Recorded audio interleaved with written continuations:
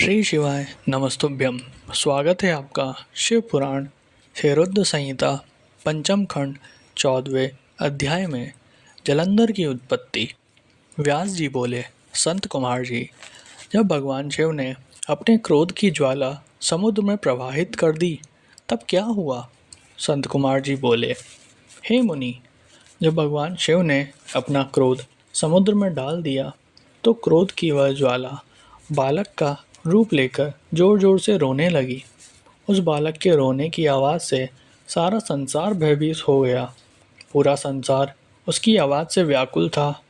तब सभी चिंतित होकर ब्रह्मा जी की शरण में गए। तब सब देवताओं ने सादर ब्रह्मा जी को प्रणाम किया और उनकी स्तुति करने लगे। तत्पश्चात बोले, हे ब्रह्मा जी, इस समय हम सभी पर बड़ा भारी संकट आन पड़ा है। प्रभु, आप तो सब कुछ जानते ही हैं। उस बालक ने जो समुद्र से उत्पन्न हुआ है, अपने भयंकर रुदन द्वारा पूरे संसार को आहत किया है। सभी भय से आतुर हैं। हे महायोगिन, आप उस बालक का संहार करके हमें भयमुक्त कराएं। देवताओं की इस प्रकार की प्रार्थना सुनकर ब्रह्मा जी अपने लोक से पृथ्वी लोक पर उतरकर उस समुद्र पर पहुँचे जहाँ वह बालक विद्यमान था। ब्रह्मा जी को अपने पास आता देखकर समुद्र ने भक्तिपूर्वक उन्हें प्रणाम किया और उस बालक को ब्रह्मा जी को सौंप दिया। तब ब्रह्मा जी ने आश्चर्यचकित होकर समुद्र देव से प्रश्न किया कि यह बालक किसका है। ब्रह्मा जी के इस प्रश्न का उत्तर देते हुए समुद्र देव बोले कि हे भगवान, यह बालक गंगा सागर की उत्पत्ति स्थल पर प्रकट हुआ है, परंतु मैं इस बालक के विषय में और कुछ नहीं जानता।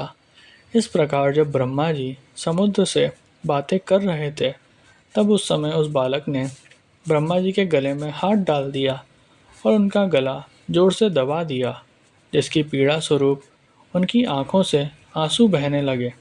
तब ब्रह्मा जी ने यत्नपूर्वक उस बालक की पकड़ से अपने को मुक्त कराया और समुद्र से बोले कि तुम्हारे इस जातक पुत्र ने मेरे नेत्रों से जल निकाला है, अतः ये बालक जलंधर नाम से प्रसिद्ध होगा। उत्पन्न होते ही युवा हो जाने के कारण यह बालक महापराक्रमी, महाधीर जवान, महायोद्धा और रण दुर्मद होगा।